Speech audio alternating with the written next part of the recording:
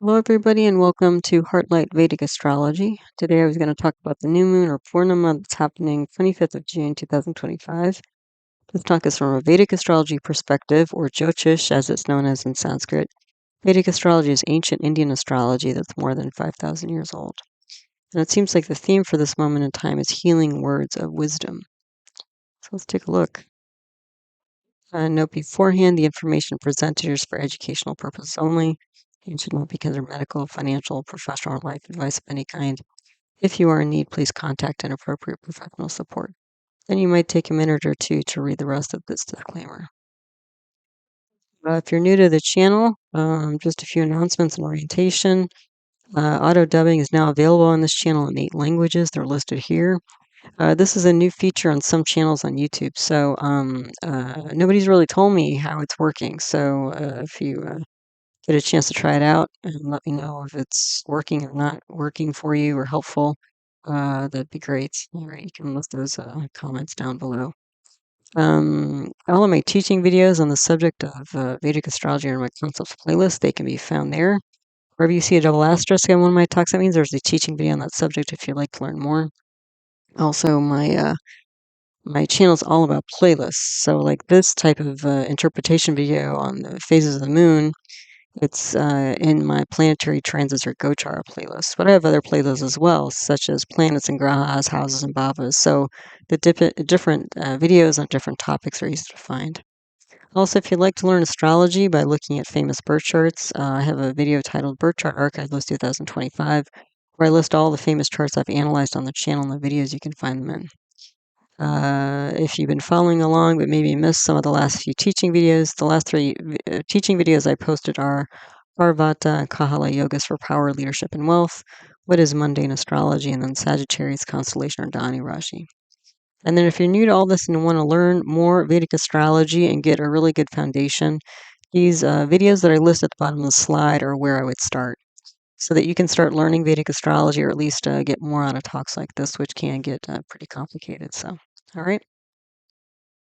Okay, so onto the chart here. Again, the new moon, Amavasya, 25th June 2025. This is happening at 6:32 a.m. Eastern Daylight Time or New York time. And what are we looking at here? Well, just to get a little bit of orientation first, the day lord is Mercury and the Hora lord or hour lord is Moon.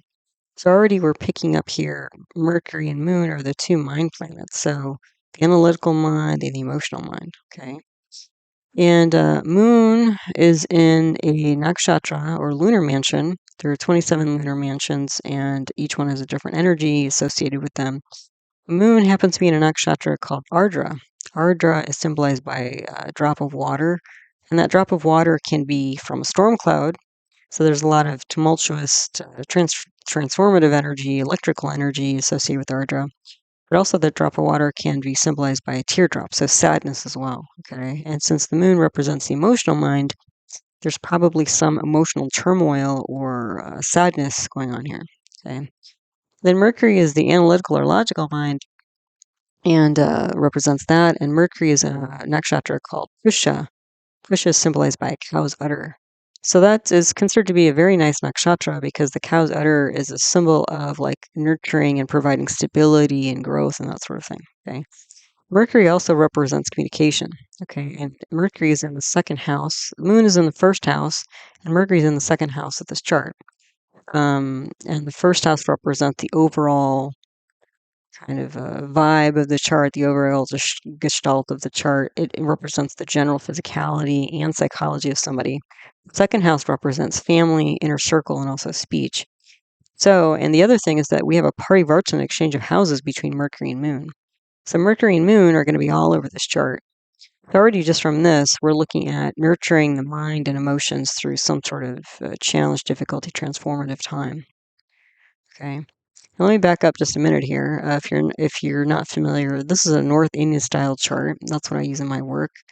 Again, the 1st house is this top diamond in the middle, where you have the moon, Jupiter, sun there. Okay, the 1st house is also known as the ascendant, rising sign, or lugna in Sanskrit. So if you hear me using those different terms, I'm still referring to the same thing. So that's the first house at the top there. And to get to the other houses, you count counterclockwise or up and to the left. So that upside down triangle in the upper left corner, that's the second house. There's a little 4 in the bottom corner. That 4 in the bottom corner represents the fourth constellation of the zodiac, or Cancer. We have a Cancer second house here. If we back up to the first house, we have a little 3 in the bottom corner there. That little 3 represents the third constellation of the zodiac, or Gemini. So we have a Gemini rising chart, Gemini ascendant chart, or in Sanskrit they would say Mithuna Lagna. Okay. And so again, we're, both of these planets are going to be strong, but they're sort of, sort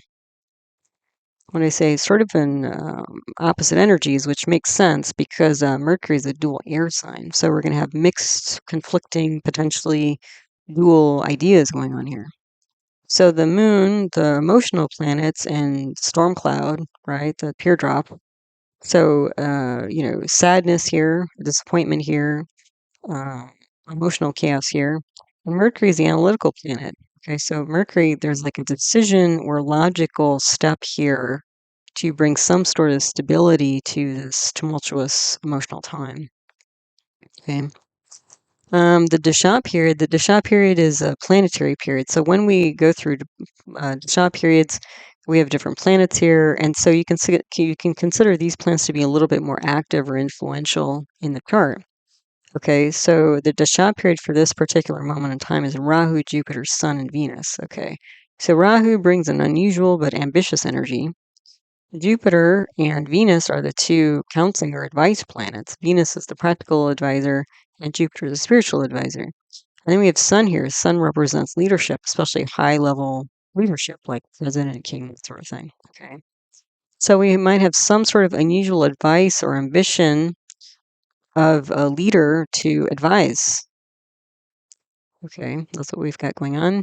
And then this Rahu, Jupiter, Sun, Venus period, dasha period, is switching to Rahu, Jupiter, Moon on the 27th of June. Okay, so just about just a couple days after this, pretty quickly. So we're switching this Sun, Venus energy, this like leader giving practical advice, to Moon, like more of like an emotional energy. And also when we have Jupiter and Moon together, these are the two intuitive planets. So there might be, and the thing is, we're running most of these planets here. Like right at the top, we have Jupiter, Sun, and Moon. And these are the planets we're running. So we're just taking us right to the top here of the chart. And again, this first house is really critical because it provides a basis, kind of a gestalt or vibe for the whole chart. Okay. So we're still getting ambition, but now we're getting probably more of an intuitive, and also Jupiter is more of like a balance and law and justice type energy. The thing that was that Jupiter and Moon are both combust. So because they're so close to the Sun, you can see that because it's a new moon, Moon and Sun are going to be in the exact same place. Jupiter is not too far behind at 9 degrees 20 minutes of Gemini. So all three of these planets, the Sun, the Moon, and Jupiter, are all in this like Ardra storm cloud teardrop energy. Okay, and as people, what does this represent? Sun represents father, Moon represents mother, Jupiter represents children. We're talking about families here. Okay, we're also Sun represents king or president, Moon represents queen. So the two kind of dignitaries or heads of state. And then Jupiter can represent law. Okay, and right now again, Moon is combust, Jupiter's combust. So this could be like a transformational leader, Sun, who's actually feeling may not be showing, but feeling quite emotional, stormy and interior. And then the Jupiter as well, like not really, there's also something here about not being very balanced or very fair or just here, like an unfair situation. Okay, and we've had Jupiter combust for, when did it go combust? Almost 2 weeks now. And so when Jupiter went combust, that's when things really started going haywire, at least in the United States. We started having protests going on, opposing current government policies, and then also they were uh, involved in immigration. But then also we had an assassination of an official, a state official in Minnesota, which is not something that occurs very often in the United States. And then there was like kind of, it almost sort of came to a head because there was also a military parade going on in DC, the capital of the country.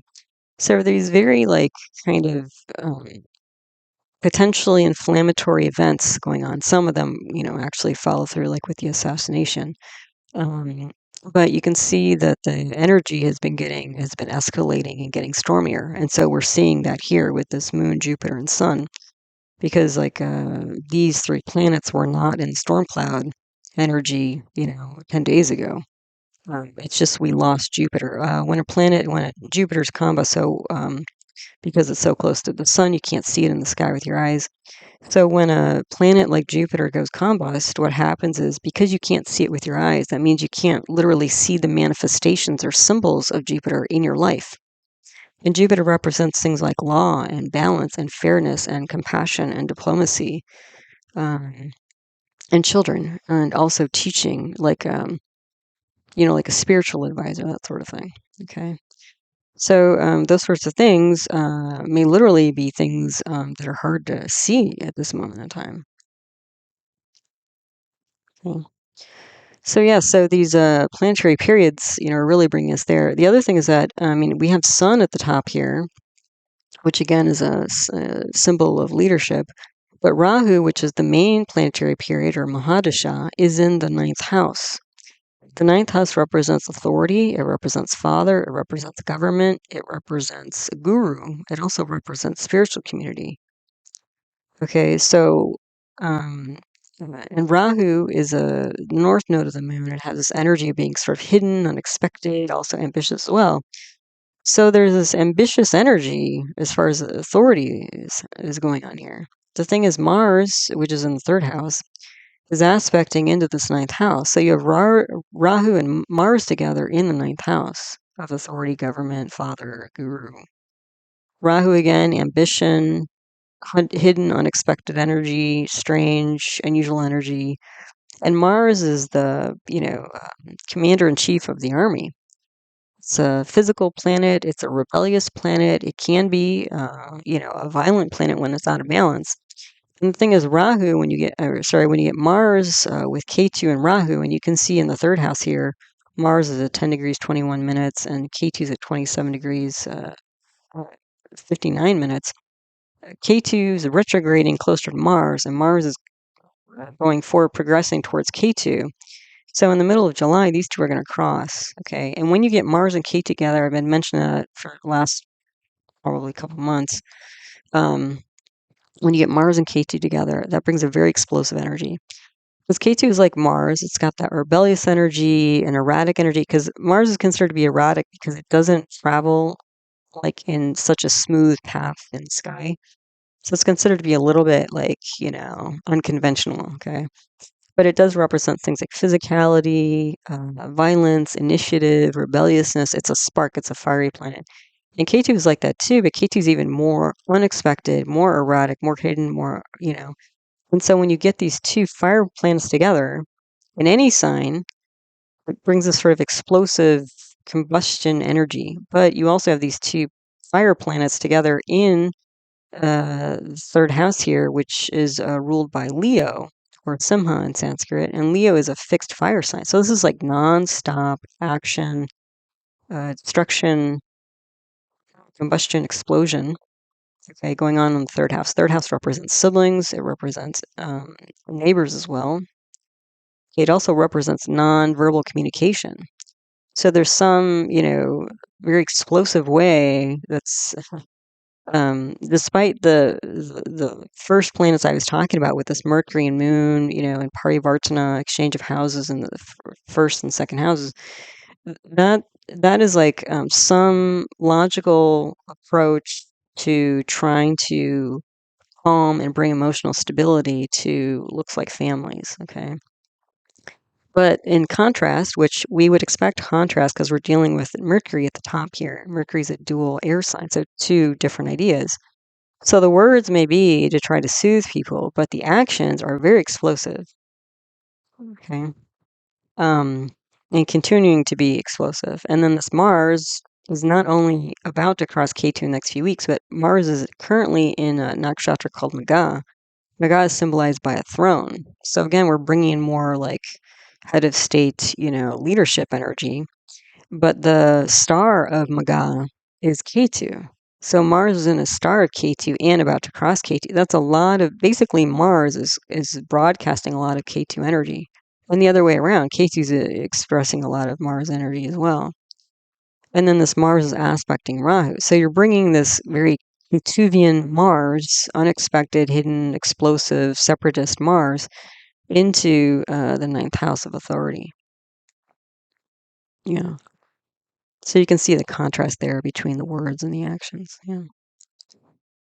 Okay, so it looks like with the dasha period going from Rahu, Sun, or Rahu, Jupiter, Sun, Venus, like there's some practical advice coming from leadership. But then switching to Rahu, Jupiter, Moon, this is about like really, um, having more of like an intuitive, spiritual type of approach. Like it's almost about tuning in rather than listening to the voices around you of energy to discover the truth. Because Jupiter represents the truth. Now, the thing is, I mentioned Jupiter's combust, so you can't see the outward manifestations. But when when a planet goes combust, the external manifestations are weaker or non-existent, but the internal manifestations are stronger. And Jupiter is the planet of spirituality and truth and balance and justice. So it's about finding some inner truth or balance here. And this again might also be like the duality of Mercury showing up. Because there might be these external voices which are suggesting one thing, and maybe trying to direct the public's mind because Moon is in there and Moon represents the public. Okay, this could be that. But in contrast, it's like, what is the inner truth here? What is the inner experience? How do you find that balance and truth within and compassion within? Okay, so the Lagna nakshatra here, right at the top, and the Lagna again is a rising sign. The nakshatra there, lunar manager for that is Punarvasu. So Punarvasu is symbolized by a quiver of arrows. So, the box that archers hang on their back usually, and then they have the arrows staying there, and then they pull out the arrow and string it on their bow and shoot off, and the arrow goes off, and then sometimes they retrieve the arrows and put them back in the box. So there's this like circulation energy there. Punarvasu is also like, it's literally a weapon. Okay, but also there's a sharp pointedness there. Okay, so that's again between the Ardra storm cloud energy and the Punarvasu, archer energy. There's a lot of there's a sting here. Okay, this is not a soft and easy, although the Mercury's attempting to bring some emotional stability here. But the thing is, Mercury is sitting in Cancer, and Cancer is ruled by Moon, and Moon is this new moon. So new moons are weak because they don't reflect light of the sun. And Moon is with Jupiter and Sun. All three of these planets are in Ardra, the storm cloud. So there's some attempt to kind of assuage or ameliorate this mental, emotional transformation, some sort of upheaval going on here. Okay, and it's this sort of Punarvasu is like this, also can be like cycling or circling energy. So it could be like perseverating, like thinking over and over again, about these issues that are going on here. Okay. Now the moon nakshatra I said is an Ardra, and sun nakshatra is also an Ardra. So again, the moon, public, mind, sad, storm, psychology, all those are symbols of moon. And then sun is like leadership. Okay. So again, this looks like some leadership to try to draw forth more emotional stability for public unrest. Okay. Now, in sort of a more larger context, sometimes the new moon and full moon, when I do these videos, they fall close to certain holidays and stuff. And there's usually some relevance to that. So there is one, I think it's the next day on June 26th, it's called Ratha Yatra. Okay. This is a festival of chariots that's held in India. And so what they do is there's a deity, I think he's associated with Vishnu, the sustainer, and then his brother and sister. What they do is they build these carts, and like it's a whole like big process apparently, like where they usually use sandalwood, like a sacred tree, and then they build these carts, and they put kind of images, statues of these deities in the carts, and then they take them around the village or the city, and then they stop at different temples and pay homage to them and that sort of thing. And then the consort of Vishnu is Lakshmi, who's the goddess of wealth and abundance and that sort of thing. So what's interesting is like this sort of it's almost like this parade of deities. You can think of, that's how I was thinking about it. And it's like, why would this be? And this is a long-standing tradition in India. Like, why is that sort of a thing? Why is that some tradition? Well, maybe, it's kind of like this public way of uh, bringing about like reminding people of some higher level of, information, of inspiration, order. It's not always available in the day-to-day lives of people, when people are facing challenges. So it's like this parade is this unusual spectacle to draw people's attention to the spiritual in the middle of their daily lives and remind them of something kind of higher than themselves. So it's just sort of interesting because that's sort of like a more archaic way of sort of doing the same thing where it's like it's I would imagine like you see the colors and the sandalwood, it smells really good, I would imagine. And then the images and the art and the creativity and whatever, it's like some sort of boost to sort of pull you up from the challenges of your daily life. And so it seemed like kind of a similar energy to me, actually. So anyway, there's that. But let's go through, house by house, starting at the top in more detail. And then after I go through house by house, I'll go into the amshas, also known as the sub-zodiacs or divisional charts, which gets into even more detail. So depending on what level you're looking for here. The lugna, the other thing about the lugna, which I'd mentioned, is that it's a Sudarshan lugna. So that's a big deal. So Sudarshan lugna is when you have the ascendant, the moon, and the sun all at the top. Now, why is that important? Well, the thing is, you can actually, like, when somebody is born, their sun and their moon and their ascendant can all be in different houses, and sometimes that can create confusion or shifting in direction, that sort of thing. Because the sun is the soul, and the moon is the mind, and the lugna, the ascendant, is the physicality. So when you line up the physicality, the mind, and the soul in one house, that's a lot of clarity of direction. You're not like wavering, you're not scattering yourself. It's like all of you is heading in the same direction, which gives you momentum and efficiency. Yeah, in terms of doing whatever you're supposed to be doing here. So there's that here, okay? And besides that, the 3 planets in a positive house, that's called a pravraja yoga. Pravraja yoga indicates a life focus. So we've got the Sudarshan and the Pravraja yoga right here at the top of this, parivartana, Mercury, Moon, Jupiter, Sun combination going on. Okay.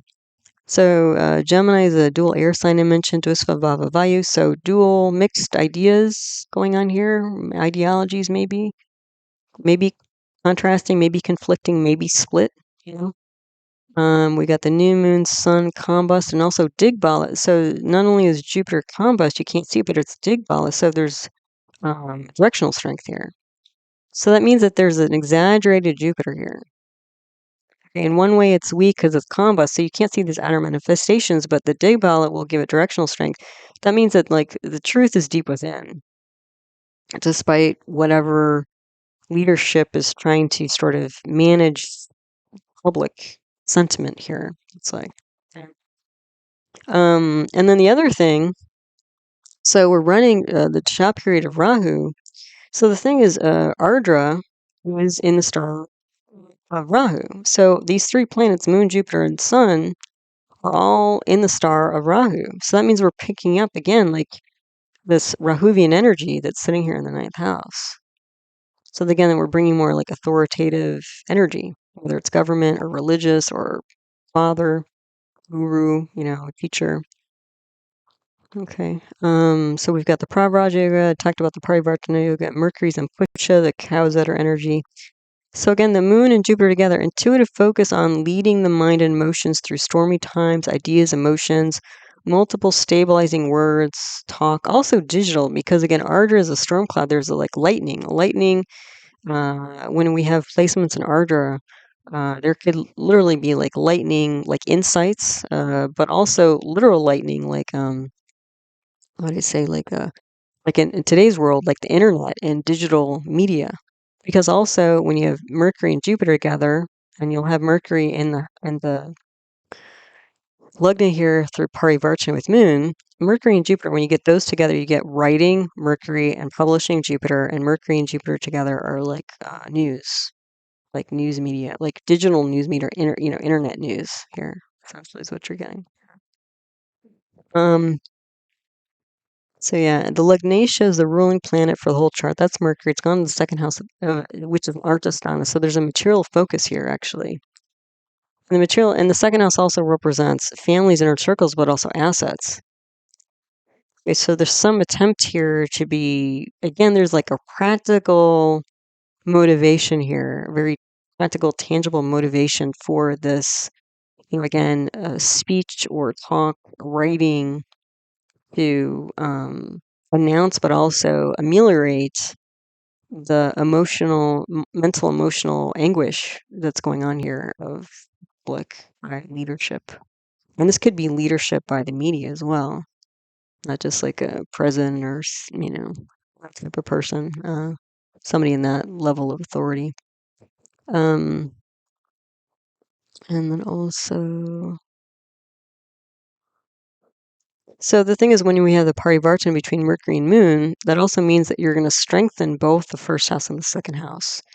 That will prevent some losses, but mostly material losses. It will not prevent loss of people. Okay, so there's some attempt here to retain assets here, and the assets that were more, like tangible assets more than people. So it looks like there may be loss of people here because Jupiter represents people, and that's combust.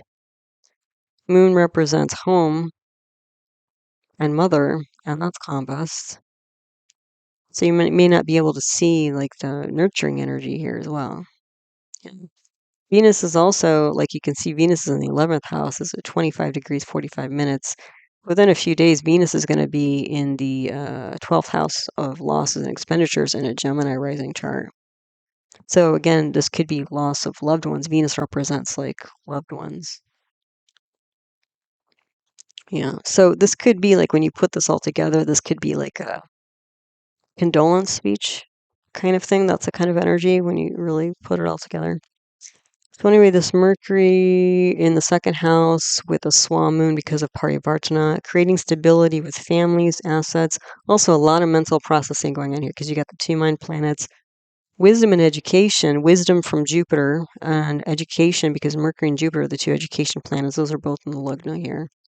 So again, there's some information coming through as well, like informative, like whether it's the news, leadership in the news, or, a leader providing news or information, so that people know what's going on. But education, news, writing, publishing, teaching, learning, because Mercury's the student, Jupiter's the teacher, soothing the public again.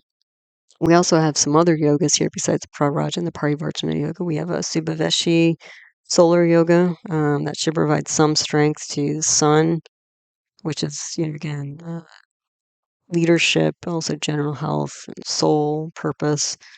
Sunafa, we have a lunar yoga here. Should, because the Mercury is a natural benefic planet in this case, and so it's pulling up the moon and sun a bit. Um, but it's trying to, at least. We can say that. We also have a Kala Sarpa yoga because all the planets are on one side of the Rahu Ketu axis. That brings more ambition to the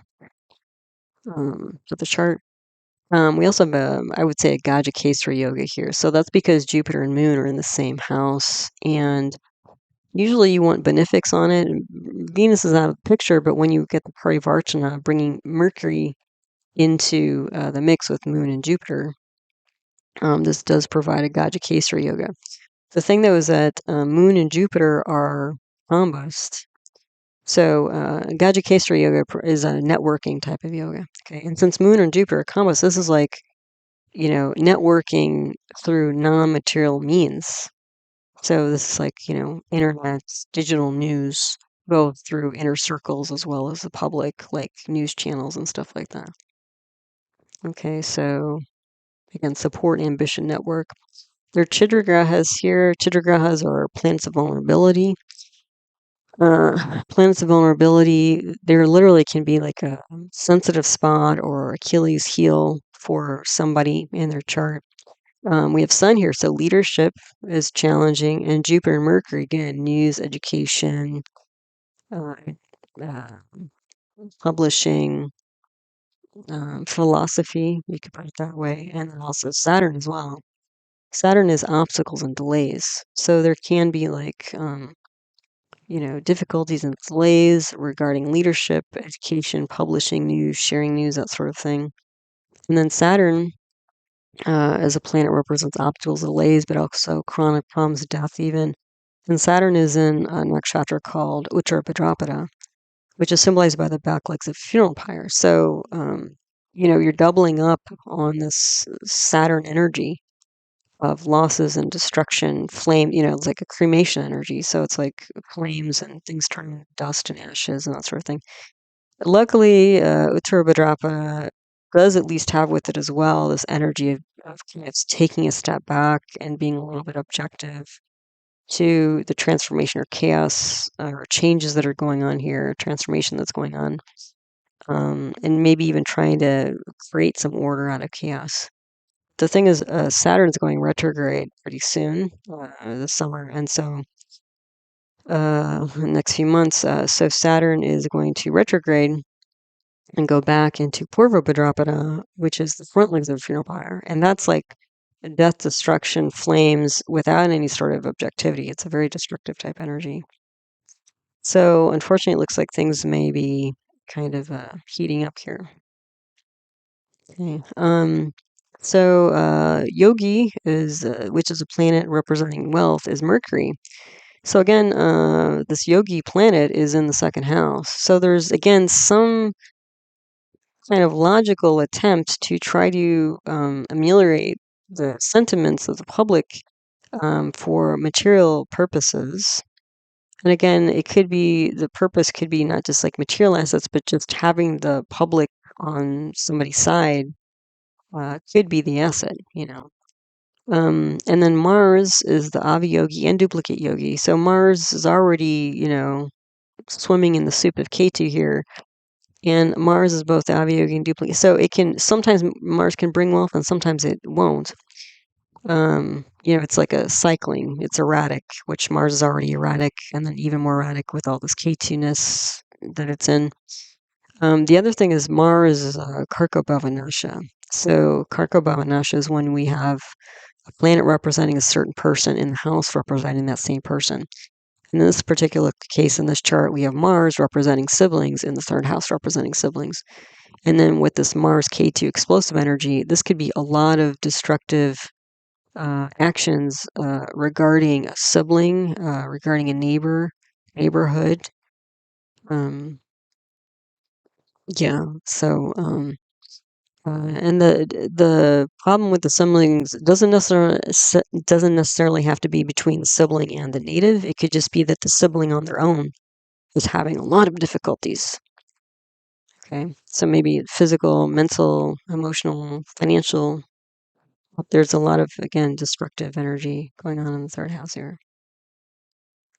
Okay, so again, when you put this all together, stabilizing speech, destructive actions, there's a duality between using speech to stabilize, but actions that are quite destructive.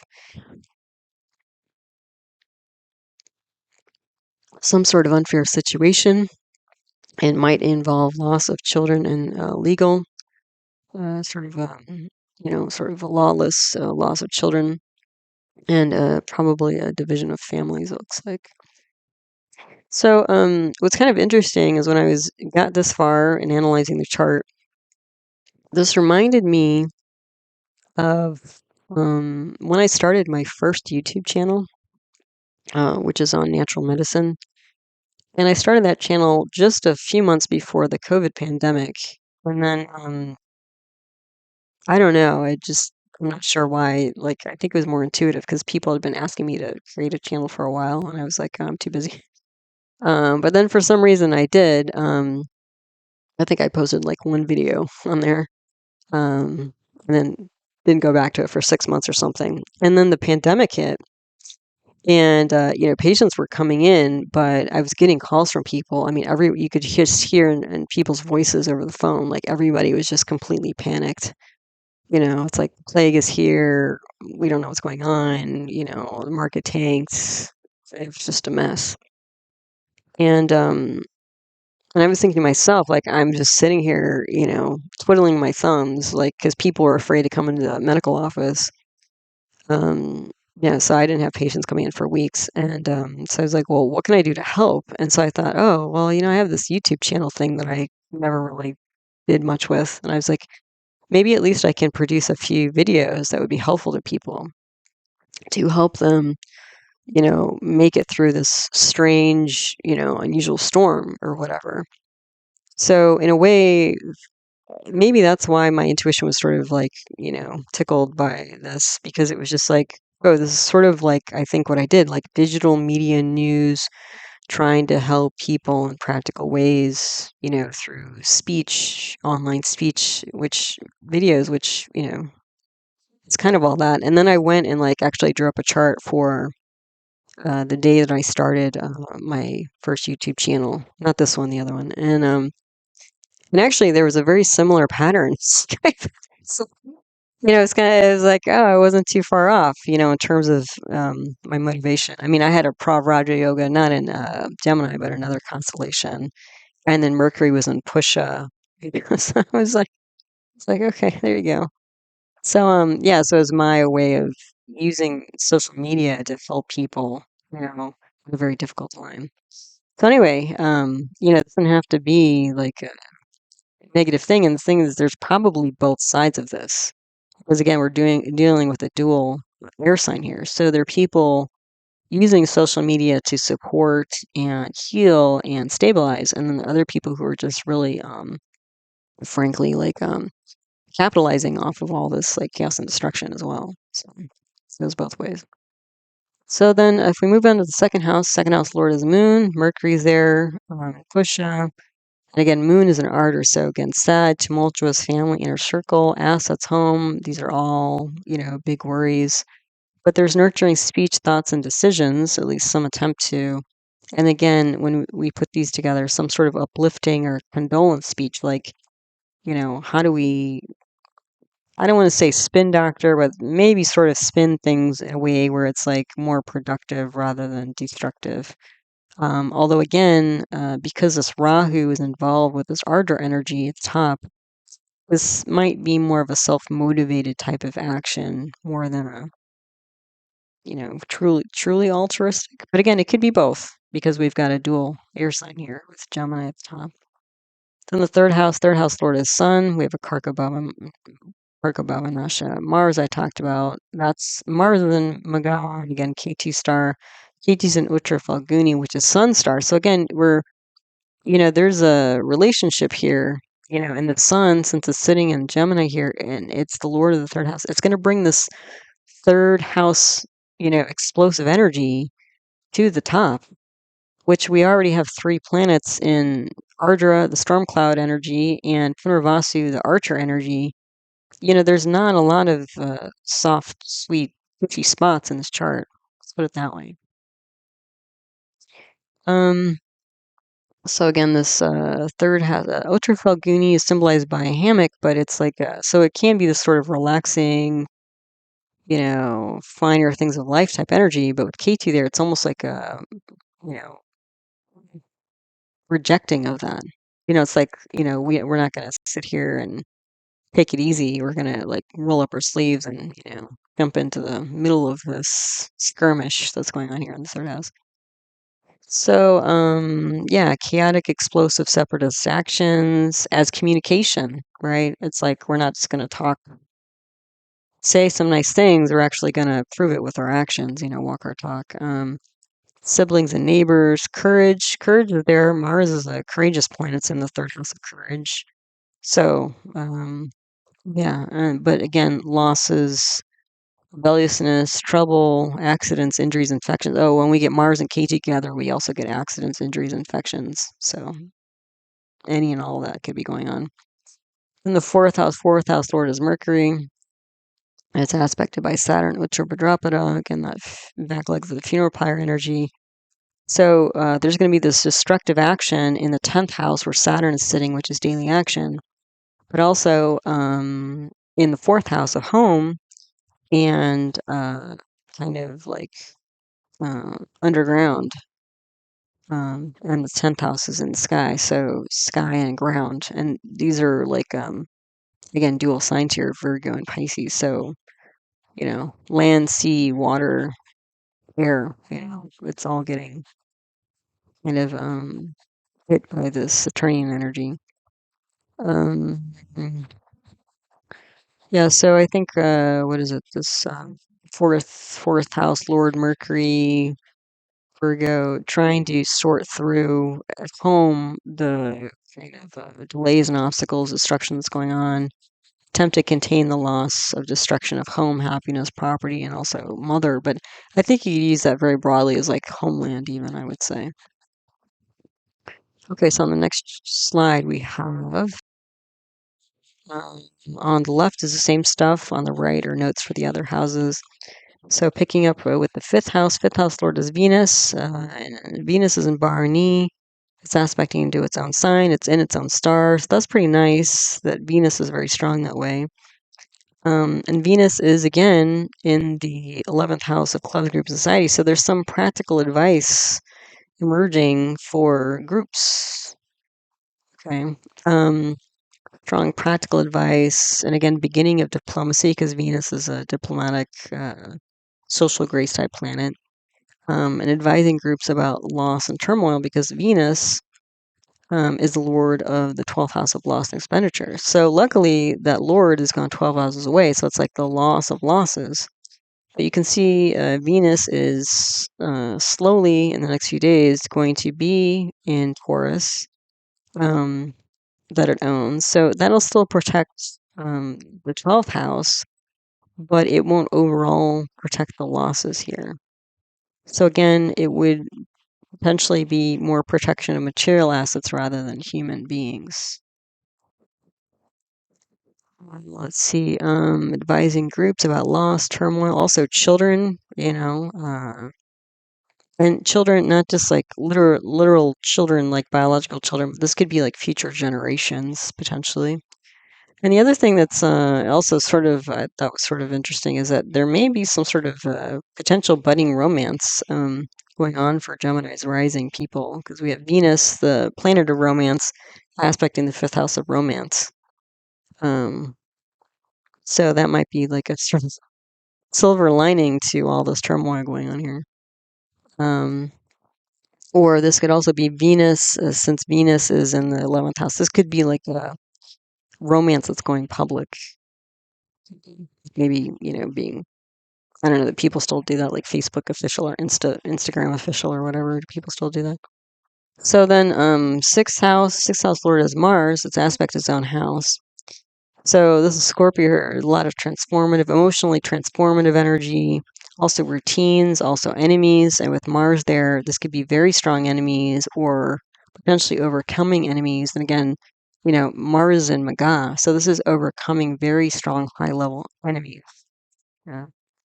And so again, at least currently in the world, what we got going on is, unfortunately, in the last few days, the United States bombed three nuclear sites in Iran, and so just this morning, Iran retaliated by bombing a U.S. military base in Qatar.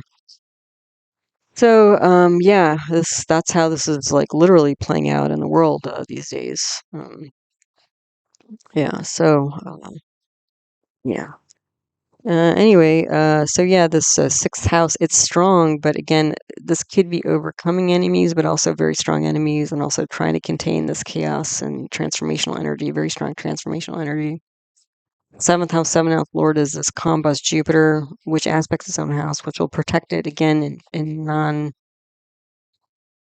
not really in human ways. So in the seventh house is spouse like partner, also business partners. So there can be some changes there. And then we also got the aspect of Mercury, Moon, Sun, and Saturn. So this is going to be partners you can't see, but also nurturing, intuitive, spiritual directions for and out of the storm here. So, this is going to be a, what your gut tell you type of moment more than, you know, really listening too much of the words of others or the visuals that you get from the internet and that sort of thing, to determine your own truth about things. So, yeah, then the eighth house lord is Saturn, aspected by Mercury and Moon. So a lot of insight here, bringing objectivity to chaos for long-term issues, also building and nurturing world. There's some, again, attempt there. Again, it's a very practical type of energy.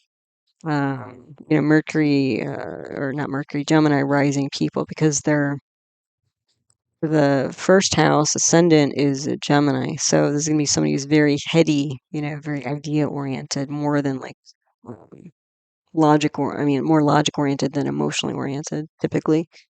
And then the seventh house, or not seventh, the fifth house is Libra. Libra is a marketplace, represents a marketplace. And then the eighth house of deep psychology is Capricorn. Capricorn is a very pragmatic, practical type of.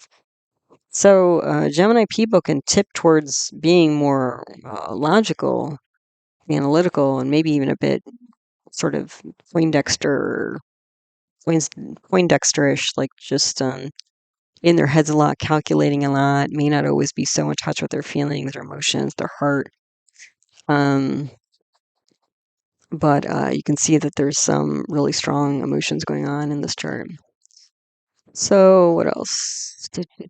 So yeah, so there's some practical actions being taken here to advise and move things in a positive direction. How effective they are might be a different story though. So the ninth house lord is Saturn.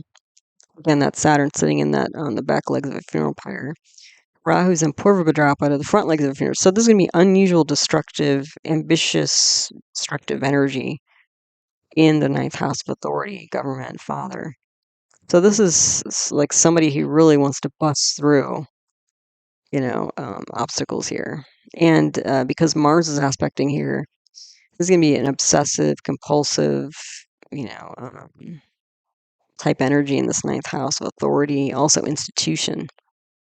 So, yeah, there can be destruction and losses through an ambitious father, guru, government, authority, boss, impulsive, compulsive, obsessive behavior, unruly. This could also be, again, a wild goose chase. When you have Rahu and Mars together, this can be a lot of action and ambitious action, but to what degree, to what outcome?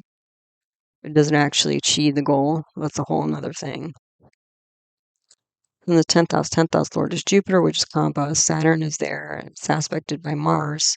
Saturn and Mars together, you can get like engineering and endurance, like not only the spark from Mars, but the endurance from Saturn. So this could be a long-term kind of military situation.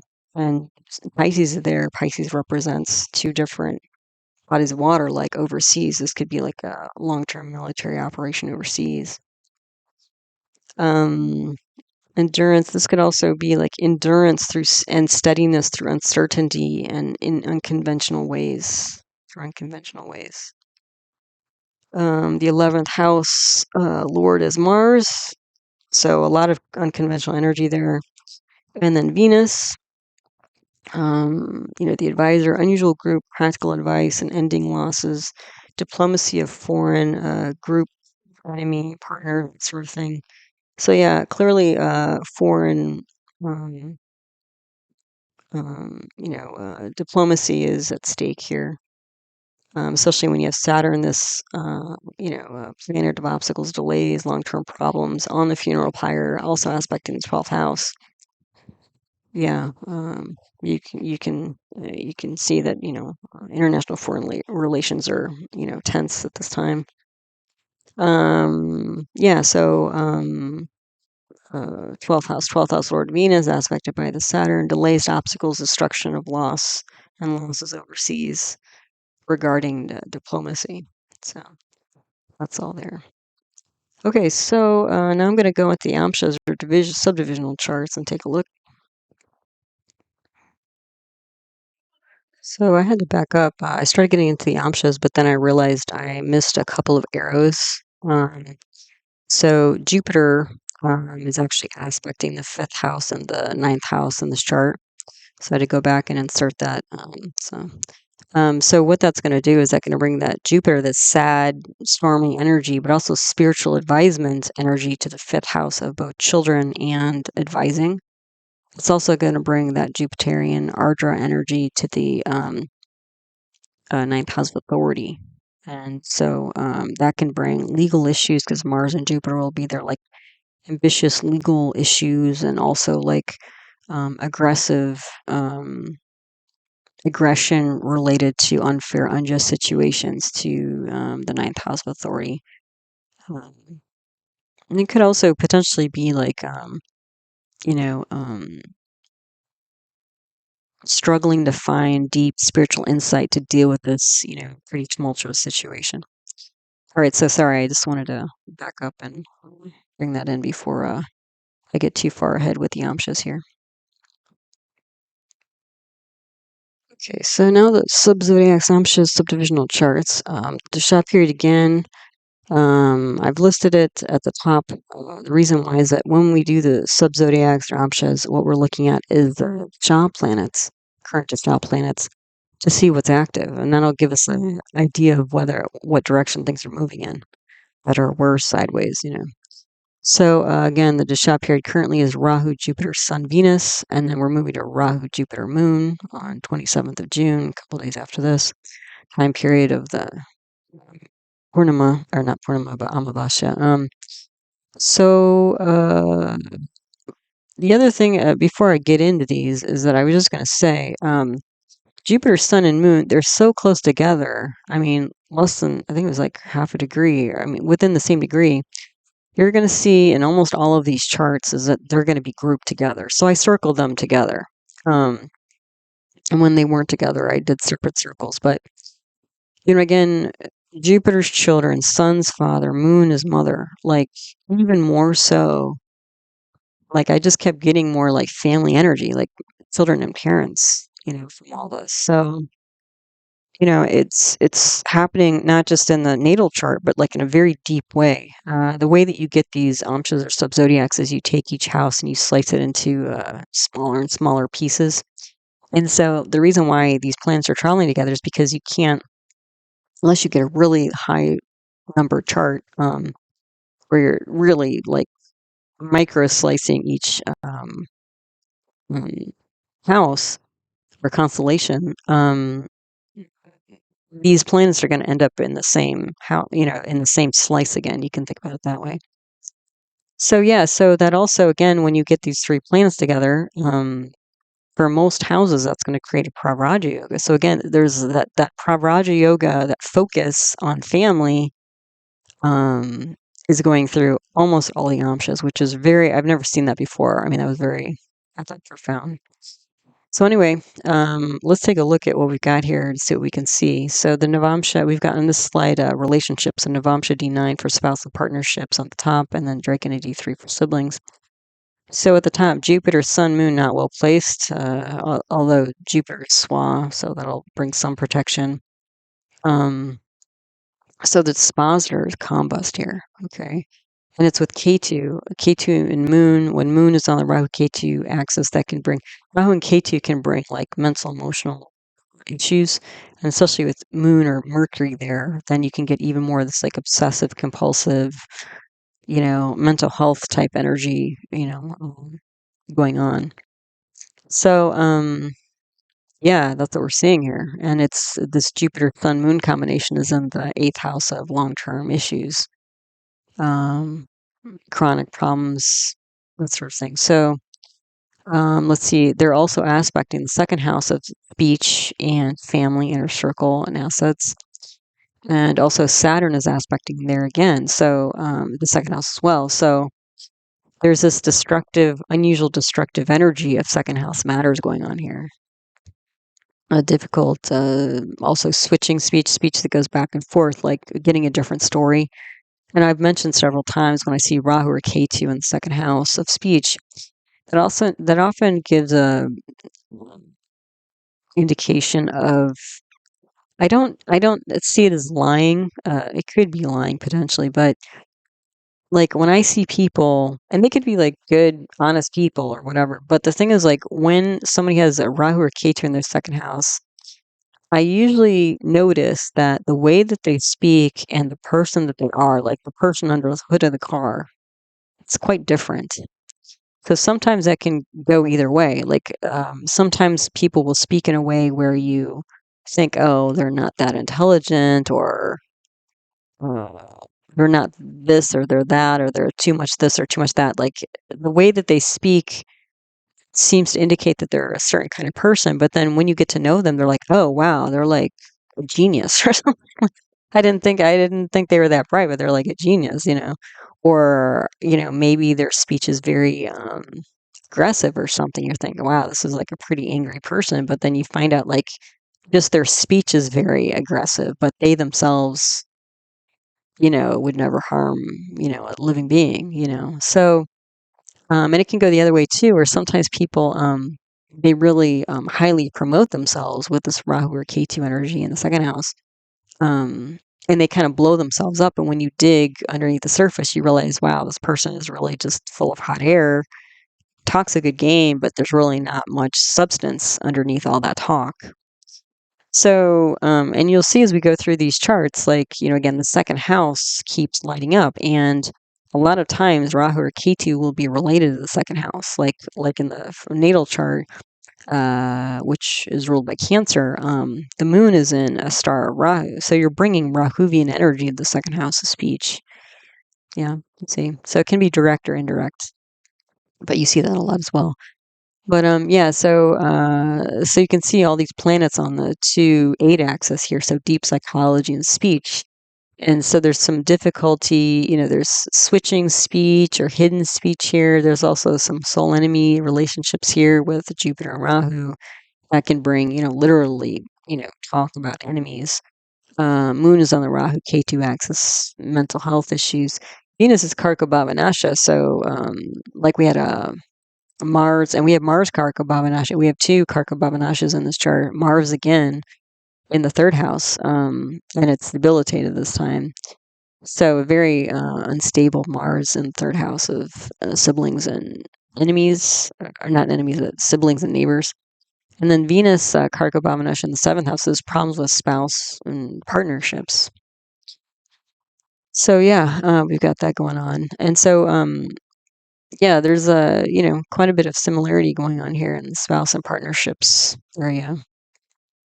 And yeah, it's not too surprising because again, all those Ardra, sad planets, tumultuous planets, and the Lugna, Sun, Jupiter, Moon, are all aspect in the 7th house. So whatever the native is experiencing, the spouse or partner or partners are as well. So yeah, not an easy time. Then what do we have? Then we have the Drake and a D3 for siblings. So here, all the grahas are well placed, and we have this Jupiter Sun Moon combination in the fifth house of counseling, but also children, and Jupiter in the fifth house gives a Jupiter karako bhava nasha, so problems with children. And then we have Venus and Mars aspecting there. So we have 5 planets on the 5-11 axis. So again, advising um, men, women, children, mothers, father, groups of people here. And then Rahu is in the 9th house of, again, like ambitious authority. So all the grahas are well placed, but Jupiter and Venus are soul enemies, so there's still some tension here. Ketu is also Swan in the 3rd house, which is sort of like in the natal chart. So again, there's a lot of tumultuous energy with siblings, neighbors, and it might not just be like neighbors down the street, but this could be like neighboring countries. Um, and then this Ketu, this Swa Ketu, is in a Pop Sankhya Yoga. It's in a relationship with Mars. So there is still this relationship because Mars's placement from Ketu. So there's still a Mars K2 energy essentially in both the 3rd house as well as the 11th house here. And that's going to bring both of these planets down. So they're going to be even more malefic. And so, so again, we're seeing like some similar energies here, especially with this 3rd house stuff going on in the D3 is the natal chart. Okay, so on this slide, we have more relationships. We have the Saptamsha D7 for children. At the top, then the Dwadashamsha D12 for parents and grandparents down below. So Venus is not well placed in the D7 chart, and it's with 2 malefics, even though it's Swa, so there'll be some protection, but Venus is quite challenged. Sun is Swa, and it's in a pravraja yoga with the other planets, so Rahu, Moon, Sun, Jupiter, they're all together in the 10th house of daily activities, 9 to 5 work.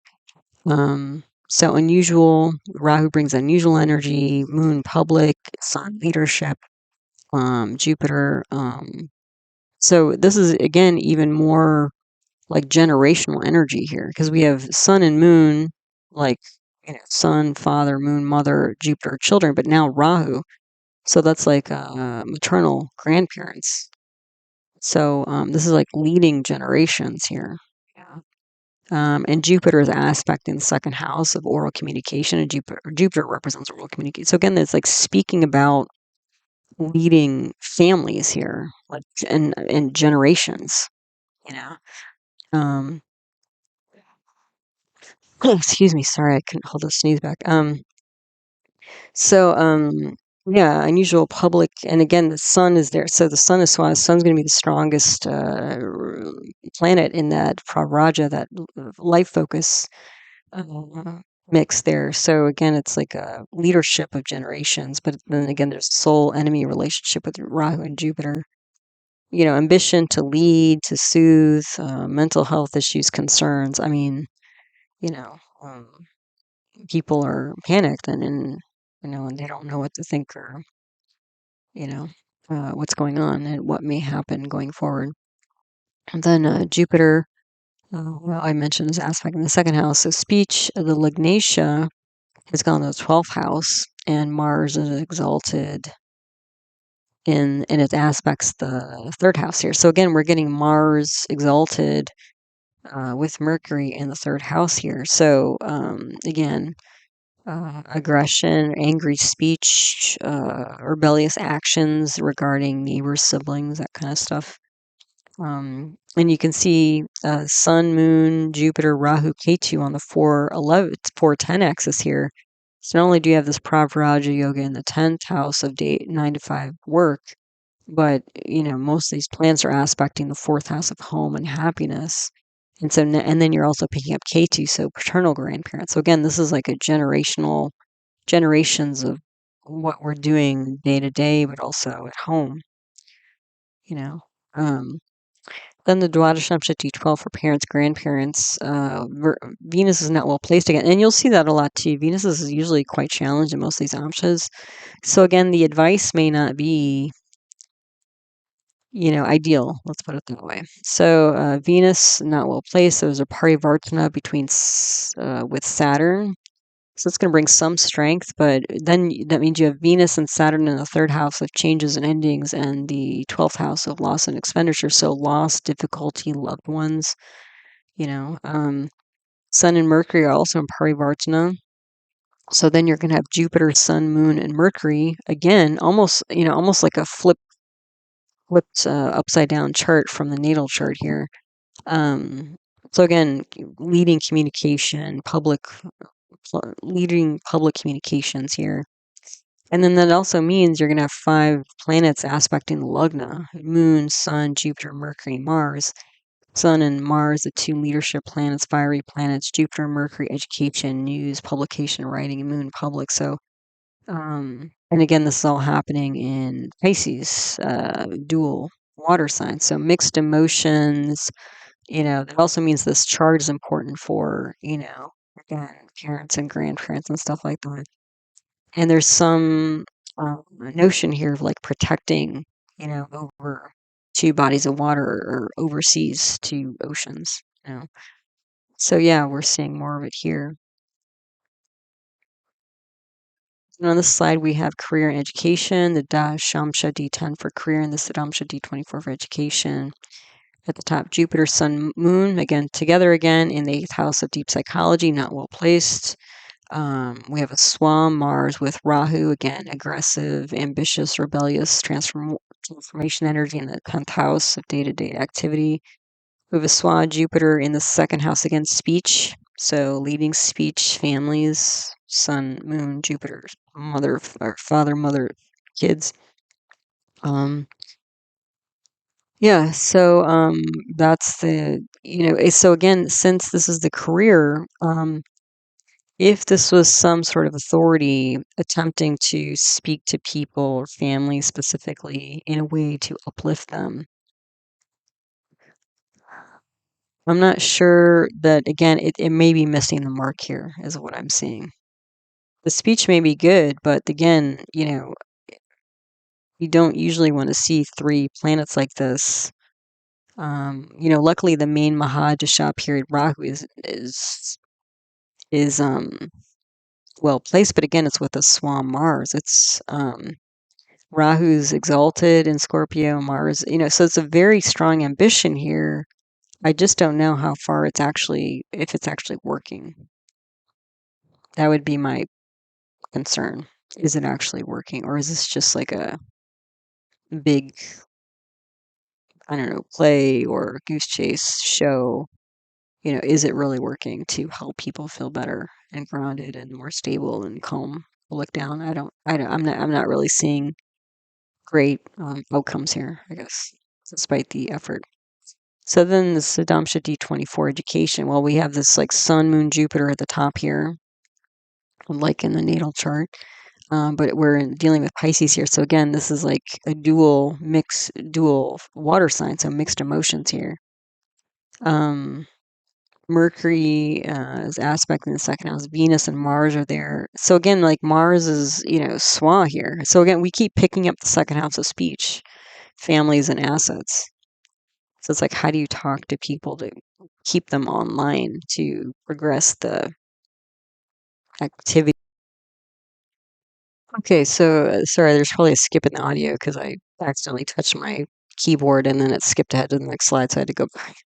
But so the idea here though is like, my question is, there's an attempt here to logically help people, develop more emotional stability. I just am not sure how effective it is or if it's achieving the outcome that's intended. And it seems like the outcome that's intended is to keep, people from bailing on the goal um, that's put forward. Yeah. So, so anyway, the Siddhamsha D24 education, all the grahas are well placed, but there's still some speech going on here, aggressive speech and decision making going on here. And Rahu is in the 4th house of home, happiness, but Saturn is on it, so there's some problems at home. Um, yeah, so what did I put here? So Jupiter is Swa, so that should bring some strength here with Moon.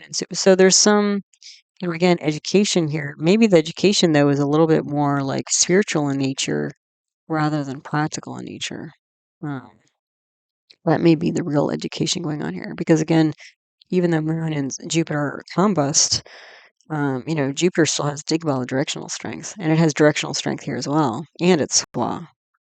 So it might be the real education here is more spiritual in nature than practical, despite the kind of aggressive speech, aggressive words of counseling, practical advisement. But I think for something that's clearly very destructive that's going on, whether it's personal, professional, national, international, or whatever, at some point, like, you can't really make sense of it anymore.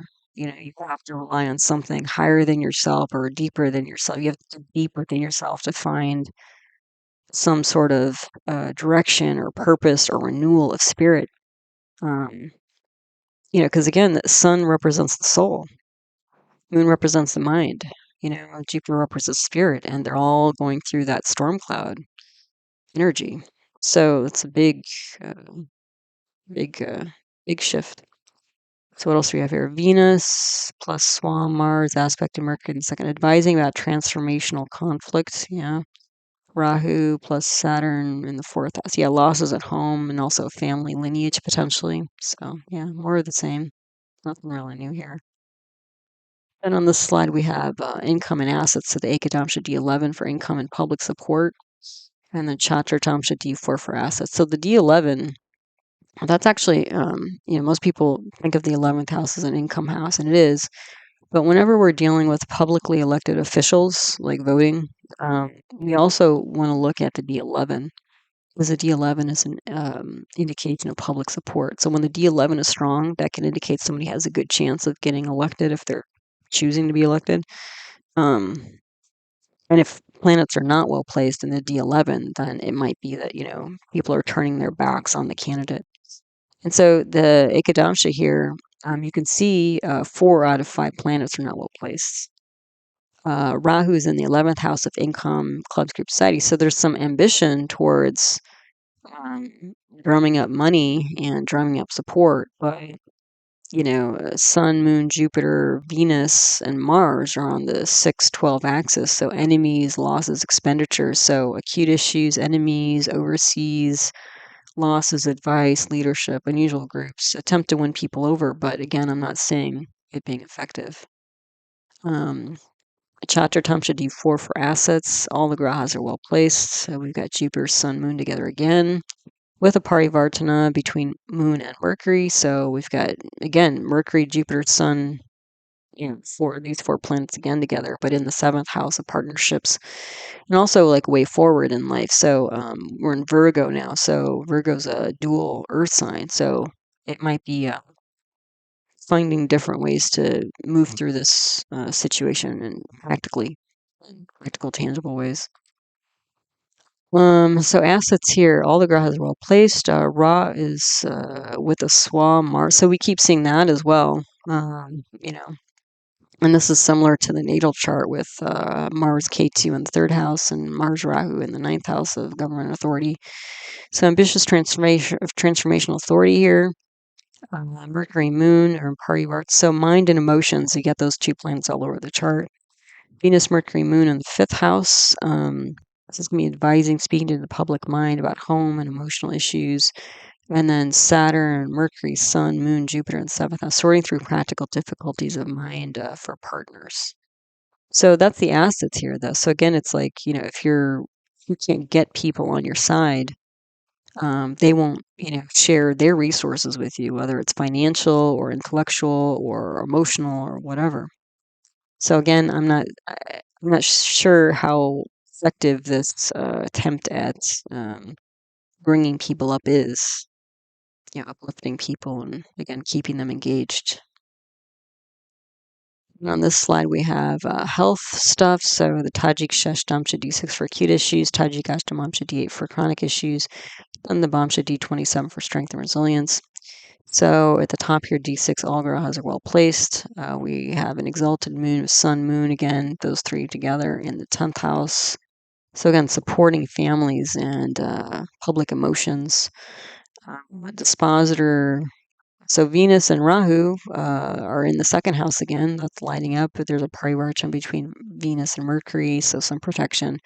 But Venus is debilitated, so not great practical advice. Also, again, Rahu Ketu, like some, again, either bizarre and or unusual, or again, some sort of veiled speech that's not particularly great advice.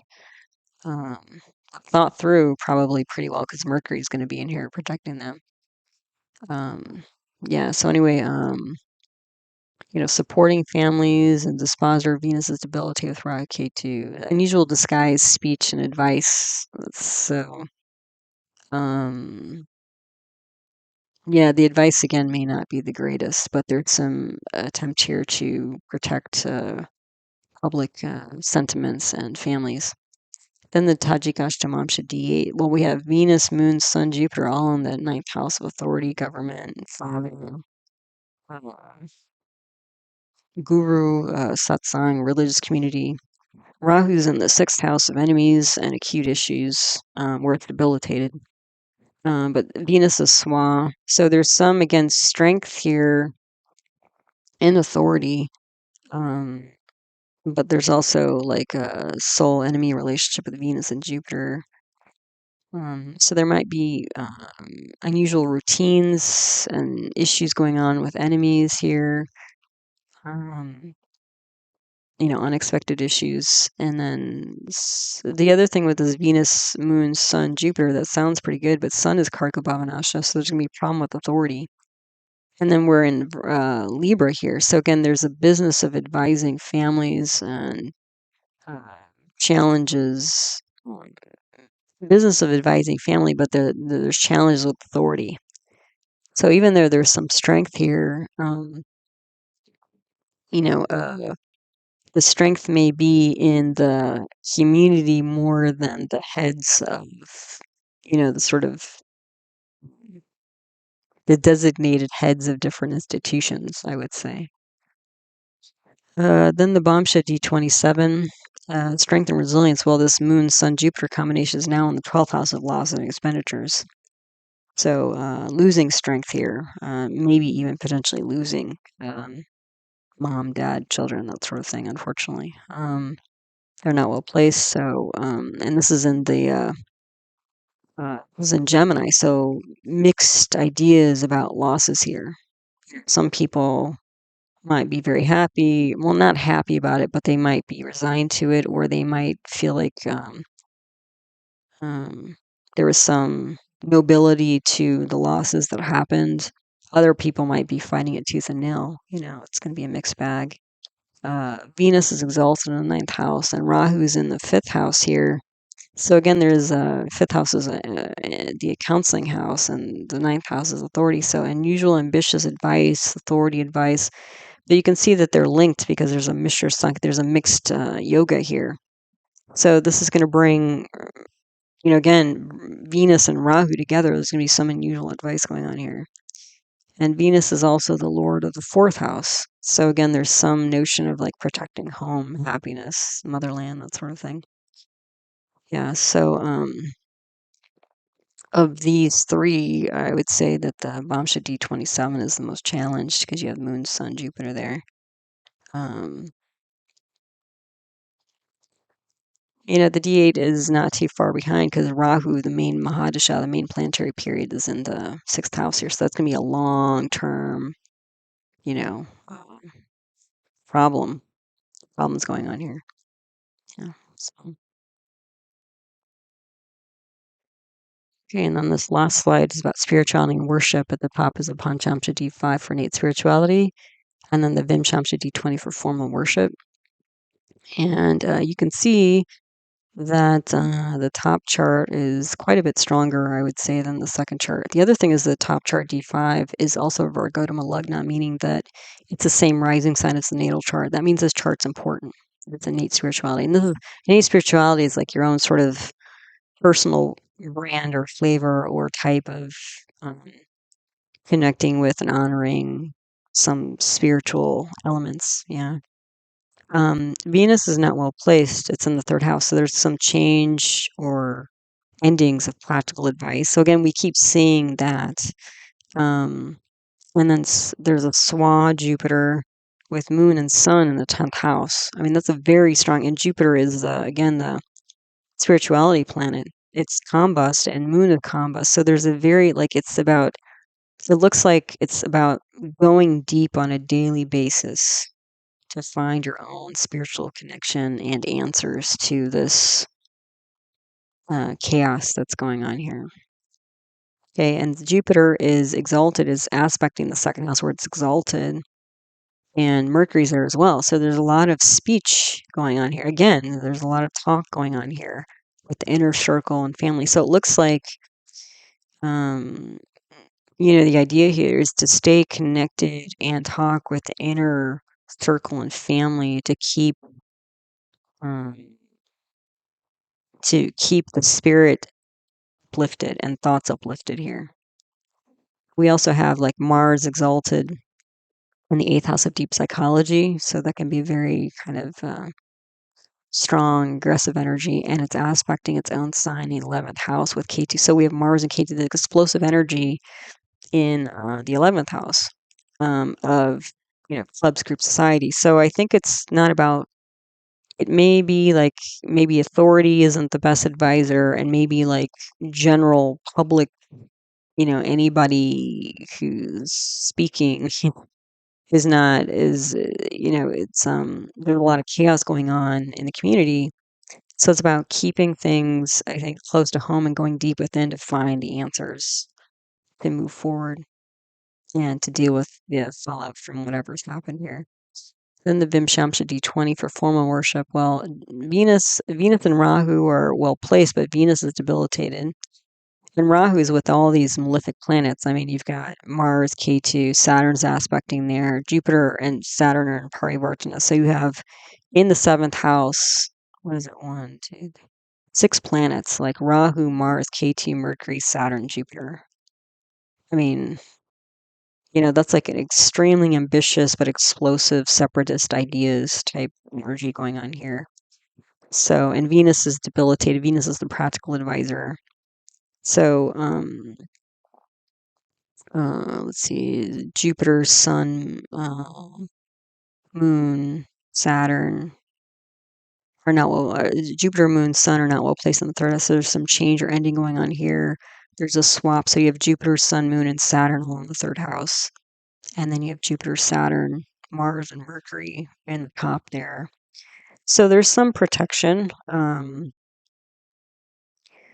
but it just seems much more, how would I say?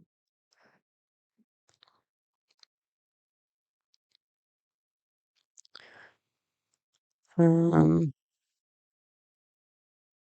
it may simply be like just more unstable or more dangerous to follow formal places of worship right now. The other thing is Saturn is on all of these planets.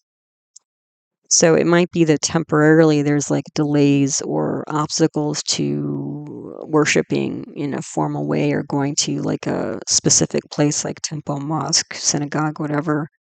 Because Saturn is literally aspecting every planet here. So it's going to be a Saturn dominated chart. And so again, Saturn, right, Saturn on its own, planet of obstacles, delays, chronic problems, death, and it's on the funeral pyre. So, but there's also a bit of like there's pretty hardcore energy here as well. I mean, you have a Swa Saturn and a Swa Jupiter. Saturn is more traditional conservative religion. Jupiter is more like spirituality, and they're both strong through this parivartana. But again, right now, the Saturn, we're not running Saturn right now. So, but I mean, overall, it just seems like there's more. um,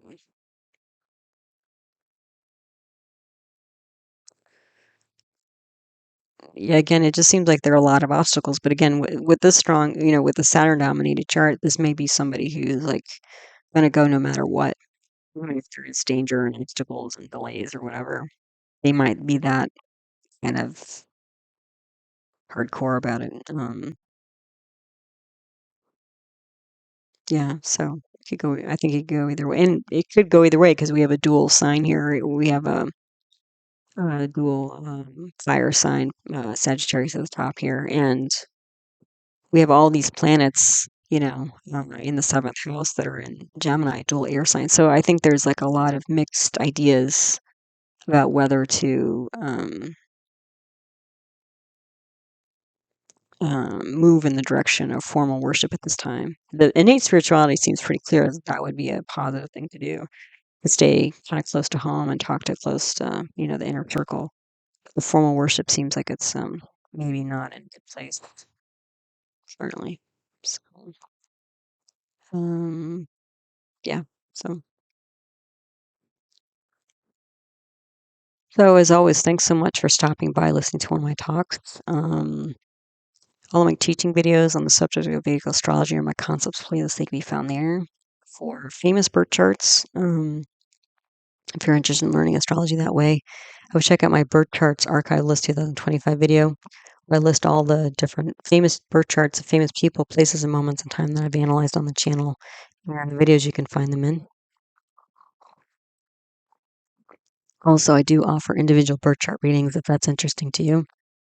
You can email heartlightastro@yahoo.com for more info on that. I do have another YouTube channel on natural medicine where I talk about other Vedic arts such as Ayurveda, traditional Indian medicine, and yoga, as well as other paradigms of medicine like homeopathy and naturopathic medicine. And the name of that chart's Nature Source Care. So that's out there too for you. All right. So as always, I hope you found this talk helpful, useful, and interesting to you as you learn to navigate the energy cycles of your own life. All right. So until the next one, take good care. Namaste.